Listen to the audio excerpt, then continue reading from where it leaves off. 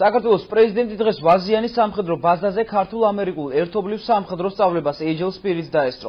სამხედრო წვრთნებში საქართველოს შეიარაღებული ძალების მეოთხე ქვეითი ბრიგადის სამხედროებთან ერთად შავი ზღვის მე-12 როტაციული ძალების 300-ზე მეტი საზღვაო ქვეითი მონაწილეობს. საქართველოს პრეზიდენტთან ერთად სამხედრო სწავლებას თავდაცვის მინისტრი ბაჩო ახალაია, ამერიკის შეერთებული შტატების საზღვაო ქვეითთა ატაშე და ამერიკელი ინსტრუქტორები დაესწრნენ. ყოველწლიური სამხედრო წვრთნა Agile Spirit შეერთებულ შტატებსა და საქართველოს შორის სამხედრო თანამშრომლობის ერთ-ერთი კომპონენტია. ამ პროგრამით საქართველოს შეიარაღებული ძალები ავღანეთის საერთაშორისო სამშვიდობო ოპერაციაში მონაწილეობისთვის ემზადება. წვრთნები 10 მარტს დაიწყო და 2 კვირის განმავლობაში გაგრძელდება.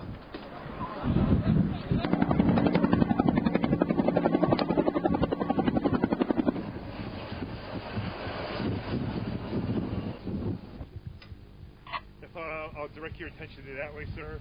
What we have is what will happen now is Eva, we would like to give you a Marine. Დამნიშნულოვანია, იმიტომ რომ ბოლო რამდენიმე კვირა კიდე 400 ქართველი ჯარისკაცი გაიცნო აქ ამ მაქსიმალურად რეალურთან მიახლოებულ პირობებში ამ სოფლიოს საუკეთესო ჯართან და საუკეთესო ჯარის შენაერთთან ერთად. ეს გამოცდილება უბრალოდ ეხლა კი არ გამოგვადგება, ეს დარჩება აწლეულები ჩვენ საბრძოლო ტრადიციაში. ამიტომ ყოველ ასეთ ვარჯიშს, ყოველ ასეთ ურთიერთქმედებას აქვს ჩვენთვის გადამწყვეტი მნიშვნელობა.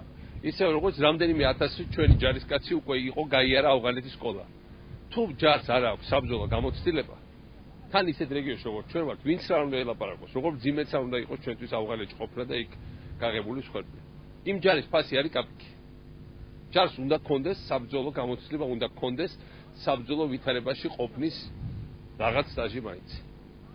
და ამგვარად ჩვენთვის ამ ხრივ ბოლო წლებში მიღწეულია სერიოზული პროგრესი ჩვენი შეიარაღებული ძალების მომზადების.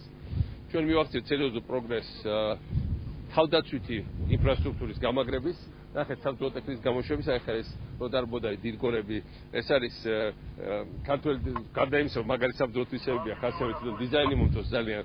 ქართველი დიზაინერია ზვიად სიკორია, რომელიც სხვა შორის არის ლამბორჯინის ერთ-ერთი დიზაინერი და ესთეტიკაც ეთყობა ქართული გარდა სხვა ყველაფრისა. ქართულ-ამერიკული ერთობლივი წვრთნები, როგორც ნახეთ, მონაწილეობდნენ როგორც ქართველი სამხედროები, ამერიკელები, ასევე ქართული და ამერიკული ტექნიკა.